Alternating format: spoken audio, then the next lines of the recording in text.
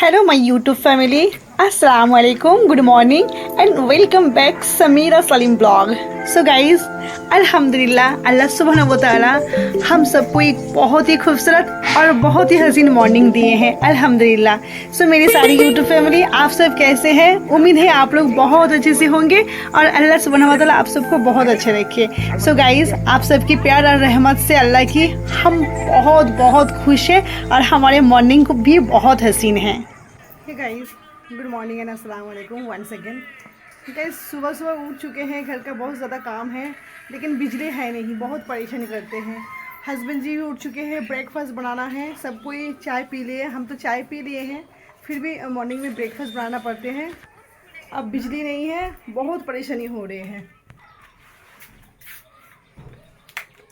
Daily ऐसा morning में drama start हो गया है। देखिए इतना परेशानी झेलना पड़ता है हमें, आप लोग से क्या बताएं। चलिए आप लोग से और आगे कुछ बताना है मुझे। वैसे भी सामिर तो रेडी होके बैठे हैं स्कूल जाने के लिए। अभी उसका मॉर्निंग का स्कूल हो गया है, एग्ज़ाम ख़त्म हो गया है और इतना गर्मी गिरे हैं कि उसका स्कूल अब मॉर्निंग कर दिया गया है। सो गाइज़, अभी गर्मी का छुट्टी भी पड़ने वाला है। सो गाइज़, आप लोग के साथ मैंने अपना ज़िंदगी का थोड़ा सा कुछ पार्ट, कुछ लव स्टोरी हिस्सा आप लोग से शेयर किए हैं और आज का ब्लॉग में भी आपको बाकी चीज़ शेयर करेंगे। चलिए, और बहुत सारा घर का काम काज है, कपड़ा वगैरह धोना भी है, तो वो सब तो करेंगे इंशाल्लाह। और बाकी और चीज़ आप उससे शेयर करेंगे।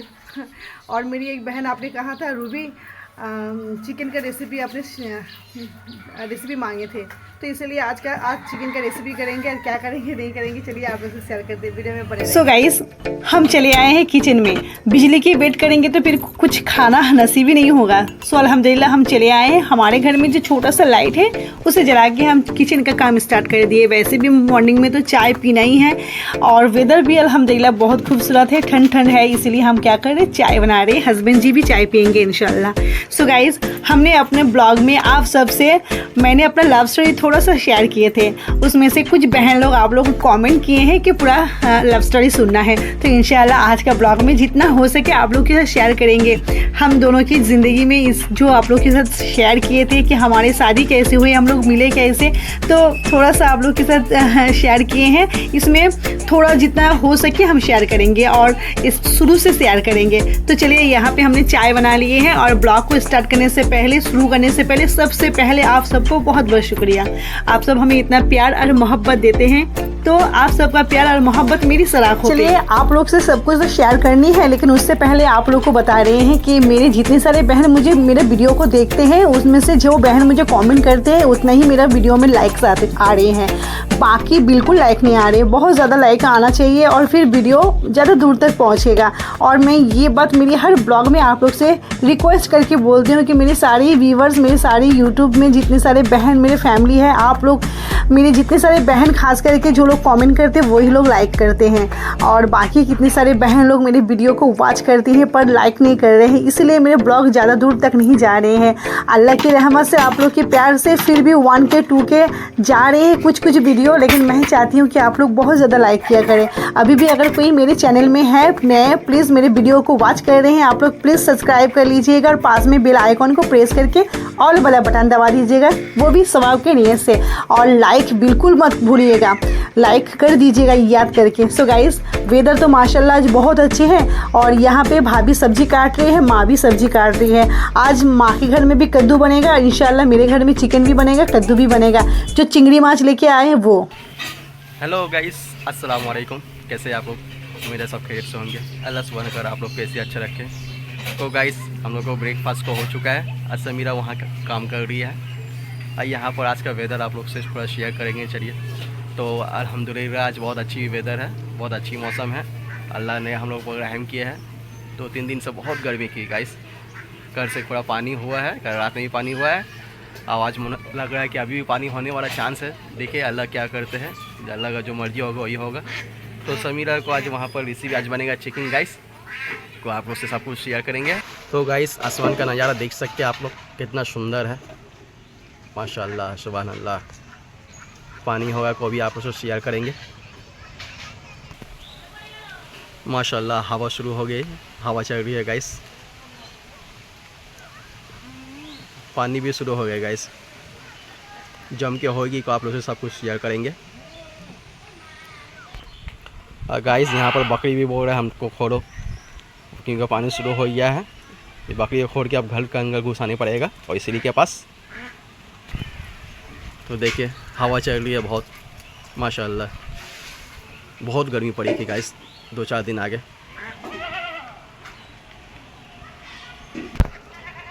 आसमान पूरा दमी हो गया है, पूरा पानी होने का चांस है। पानी हो रही है, शुरू हो गई है। तो आप लोग को दिखाएंगे, सब कुछ शेयर करेंगे, तो आप लोग पूरा वीडियो में बने रहिएगा।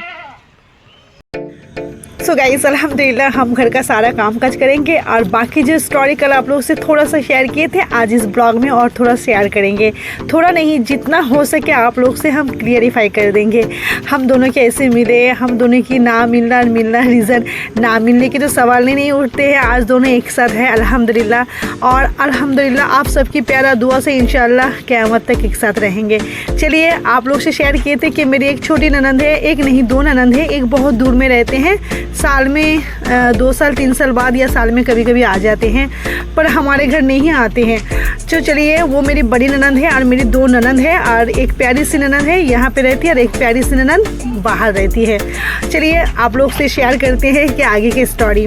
हस्बैंड जी हमें लाइक करते थे और हमें पता भी नहीं था। और हस्बैंड जी के एक फ्रेंड था, उसका नाम सालम था, और उस फ्रेंड को देखे हस्बैंड जी ने एक नंबर भेजे थे, और वो नंबर मैंने आप सबको बताए थे कल वाला ब्लॉग में। उस नंबर को मैंने फाड़ के फेंक दिए थे। फिर उसके बाद हस्बैंड जी को मेरा एटीट्यूड अच्छा लगा और फिर हस्बैंड जी ने सोचा है कि मैं उनके लिए सही लड़की हूँ। और फिर 2-3 महीना कंटिन्यू हस्बैंड जी मुझसे बात करने की बहुत कोशिश किए, पर हस्बैंड जी बहुत मतलब शर्मीला टाइप के हैं और बहुत डरते थे। सोचते थे कि हम कहीं उन्हें लाफा ना लगा दूँ, गुस्सा ना हो जाऊँ, इसलिए कभी खुद से आगे आके बात नहीं किए हैं। उनका एक फ्रेंड वो हमेशा मुझे आके उनके बारे में ज़िक्र करता था और खाली उनके तारीफ़ किया करते थे, पर मैं उन्हें बिल्कुल पसंद, मतलब बिल्कुल हस्बैंड जी मुझे बहुत ज़्यादा अच्छे लगते थे, पर मैं लड़का लोग से दूर रहते थे। बिकॉज़ मेरी मझली बहन, जो मेरी एक बहन है, वो बहन हमेशा मुझे प्रोटेक्ट करते थे और कभी मैं लड़का लोग से बात नहीं कर पाते थे। और हस्बैंड जी मेरे बारे में बहुत तहकीकत किए हैं कि बहुत सारा लड़का उन्हें लाइक करते हैं, उन्हें प्रपोज किए हैं, लेकिन उन्होंने किसी को एक्सेप्ट नहीं किया। मतलब मैं कभी किसी को एक्सेप्ट नहीं किए हैं, और ये आजू बाजू लोग से हस्बैंड जी पता किए हैं। उसके बाद हस्बैंड जी मेरे लिए नंबर भेजे थे और मैंने उन्हें एक्सेप्ट नहीं किया। फिर हस्बैंड जी को यकीन आया कि सही में मैं उस टाइप की लड़की और बहुत एटीट्यूड, और उनका गलत फहमी था कि मैं बिगड़ालू टाइप की थी, पर मैं मिडिल क्लास की घर की लड़की थी। और मेरा अंदर में एक चीज़ था जो मैं लड़का लोग को कभी ट्रस्ट नहीं करते थे, क्योंकि मुझे पता है मेरी बहुत सारे लड़की, एक मेरी सहेली है उनका नाम किरण है, उनको बहुत लड़का, मतलब वो जितने सारे अफेयर किए हैं सब लड़का उन्हें धोखा दिए हैं। और हालांकि मेरे फ्रेंड मेरे ब्लॉग को भी देख रहे होंगे तो मैंने उनका मतलब वो कभी बुरा नहीं मानेंगे, क्योंकि वो जानती है और हम दोनों के बीच में बहुत अच्छा बॉन्डिंग है। और मैं कभी भी उनका कोई भी चीज़ शेयर करती हूँ तो वो कभी बुरा नहीं मानती है। चलिए मैं हस्बैंड जी की बात कर रहे थे और यहाँ मैं अपनी सहेली की बात छेड़ दिए हैं, और मैं अपने सहेली से परमिशन लेके उनका बात बोले हैं। और वो एक लड़के से मोहब्बत करते थे, वो लड़का उससे धोखा दिया, इसीलिए मैं कभी किसी लड़की के ऊपर ट्रस्ट नहीं किया। और हस्बैंड जी मुझे बहुत यकीन दिलाए। हालांकि ये बात किसी को नहीं पता, मेरी एक सहेली मेरे साथ हमेशा रहती थी, उनका नाम है राखी, वो भी शायद मेरे ब्लॉग को देख रहे हैं, और उन्होंने मुझे बहुत कुछ हस्बैंड जी के बारे में बोले हैं, अच्छा चीज़ बताए हैं कि सलीम बहुत अच्छा लड़का है, वो किसी लड़की की तरफ ताकते नहीं है। पर मैं तो समीरा हूँ, मैं किसी को ट्रस्ट नहीं करती थी, खास करके लड़का लोग को। उसके बाद 3 महीना 4 महीना 5 महीना गुजर गए हैं। वो लड़का सालम फिर से आके मुझे रिक्वेस्ट करने लगा कि समीरा मैडम आप प्लीज़ उससे बात करो, सलीम भाई आपके लिए वेट कर रहे हैं, क्योंकि मैं किसी को नंबर नहीं देती हूँ। और मेरे पास कोई फ़ोन भी नहीं था, मेरी मम्मी का फ़ोन में फ़ोन किया करते थे हस्बैंड जी। हालांकि हस्बैंड जी फ़ोन नहीं कर, मतलब फ़ोन नंबर मुझसे मांगे थे, पर मैंने उन्हें दिए नहीं और मैं फ़ोन यूज़ नहीं करती थी। और फिर हस्बैंड जी ने मुझे नंबर दिए हैं। बहुत दिन जाने के बाद हस्बैंड जी ने रिक्वेस्ट किए हैं उस लड़का को जाके समीरा को नंबर दो और फिर बताना कि मैंने दिए हैं।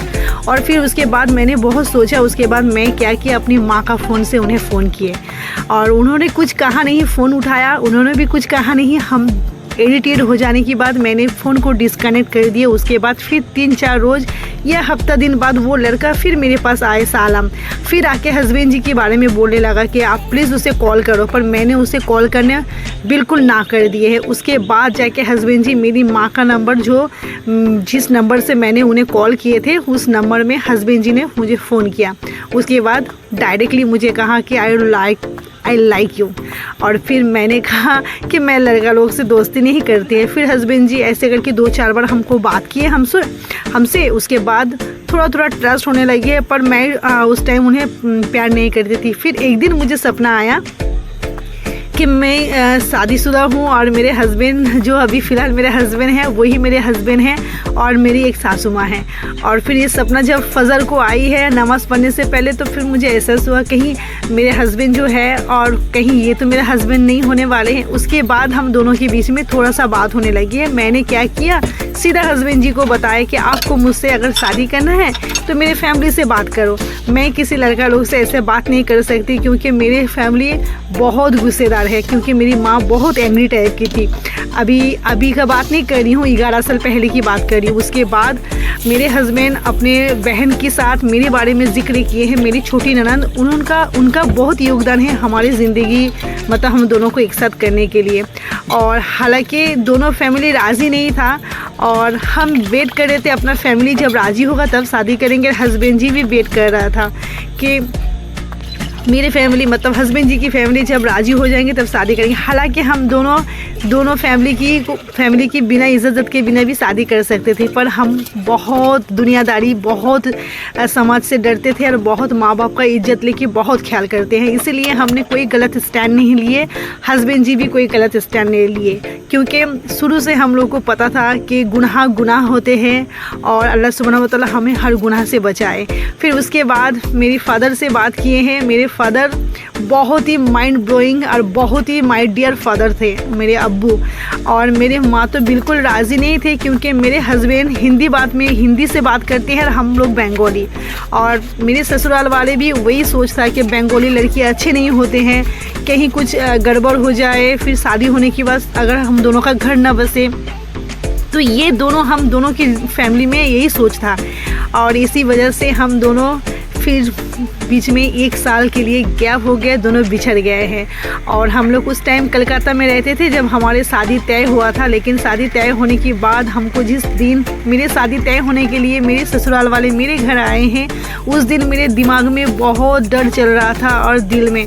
और फिर मेरे फैमिली और उनके फैमिली दोनों दरमियान जो बात हो रहे थे हम सब कुछ सुन रहे थे, और फिर हमें लगा हस्बैंड जी बाहर थे, वेट कर रहे थे कि क्या बात होगा नहीं होगा। उस दिन हस्बैंड जी भी आए थे, लेकिन हस्बैंड जी हमारे घर नहीं आए थे, बाहर वेट कर रहे थे। और ये बात मुझे पता था क्योंकि मैं हस्बैंड जी को अच्छी तरह से जानती हूँ। और फिर उसके बाद क्या हुआ, मेरे फैमिली उनके फैमिली जब बात हो रहे हैं तो पूरा एकदम हमको लग गया कि आज हम दोनों की लास्ट है, इसके बाद शायद कभी और ना मिलेंगे, कभी और बात नहीं होगा, क्योंकि हमारे बीच में बहुत प्रॉब्लम क्रिएट हुआ है। हमारे हस्बैंड की मतलब मेरे ससुराल वालों को कानों में बहुत उल्टा सीधा मेरे बारे में सोचाया गया है, और मेरे घर वाले की कान में ये बात जब मेरे फैमिली को आए हैं कि मेरे हस्बैंड के ख़िलाफ़ में बहुत उल्टा सीधा बात मेरे बहन की कान में आए हैं, तो हमारे बीच में हम लोग को ऐसे फील हो रहा था कि हम दोनों कभी एक नहीं हो पाएंगे। उसके बाद क्या हुआ, हस्बैंड जी उसी टाइम हमारे घर आ पहुँचे और हमारे बीच मतलब हमारे घर में ऐसे बात चल रही थी, मेरे हस्बैंड सबके खिलाफ़ जाके खड़े होके बोले हैं अगर मैं शादी करूँगा तो इस लड़की से ही शादी करूँगा, वरना ज़िंदगी भर ऐसे ही रह जाऊँगा। और मेरे भी दिमाग में यही था कि हम अगर शादी करेंगे मेरे हस्बैंड जी से ही, वरना हम ज़िंदगी भर अपने जान ले लेंगे या फिर ऐसे ही रह जाएंगे। फिर जाके मेरे घर वाला और फिर उनके घर वाला जो भी बात हुआ वहीं पे ख़त्म हुआ, फिर चले गए हैं अपना घर। और उसके बाद मेरे घर यहाँ पे बन रहा था, मतलब जहाँ पे आप लोग देख रहे हैं गाँव में, हम लोग शहर की रहने वाले हैं, और मेरे घर जब यहाँ पे बन रहा था तो मेरे फादर ने मेरे ससुराल वाला से 1 साल का टाइम लिया था मोहलत, क्योंकि हमारे बहुत ज़्यादा खर्चा हो रहा था और उस टाइम बहुत ज़्यादा प्रॉब्लम में था। नया घर बनना ऐसे इजीली बात नहीं होते हैं। फिर यहाँ पे जब आए हस्बैंड जी के साथ मेरा बातचीत पूरा बंद हो गया था, क्योंकि यहाँ पे आने की बाद नेटवर्क पूरा कवरेज हो गया है और फिर हस्बैंड जी से बात नहीं होता था। बहुत दिन हो गया था, महीना 2 महीना 4 महीना। फिर हम सोचे हैं कि हस्बैंड जी और मेरी लाइफ यहीं पे ख़त्म, दोनों शायद कभी एक दूसरे से मिल नहीं पाएंगे। एक दिन सडनली मेरी माँ की फ़ोन बजा, यानी मेरा फ़ोन बजा और फिर मैंने रिसीव किया और देखिए मेरे हस्बैंड जी की आवाज़। मेरे हस्बैंड जी इतना रो पड़े क्या बताएं आप लोगों को। उसी दिन मुझे एहसास हुआ कि हस्बैंड जी मुझसे कितना मोहब्बत करते हैं और उसके बाद ही मुझे सच्चे प्यार का एहसास हुआ। वैसे भी मुझे बहुत पहले ही एहसास हुआ था कि हस्बैंड जी रियली मुझे बहुत मोहब्बत करते हैं। और फिर हमारे बीच में बहुत ज़्यादा प्रॉब्लम क्रिएट हुआ है गाइस, आप लोग को क्या बताएं। दोनों को अलग करने के लिए बहुत कोशिश हुआ है, बहुत कोशिश, सिवाय मेरे छोटी ननद के अलावा और मेरी बड़ी ननद के अलावा।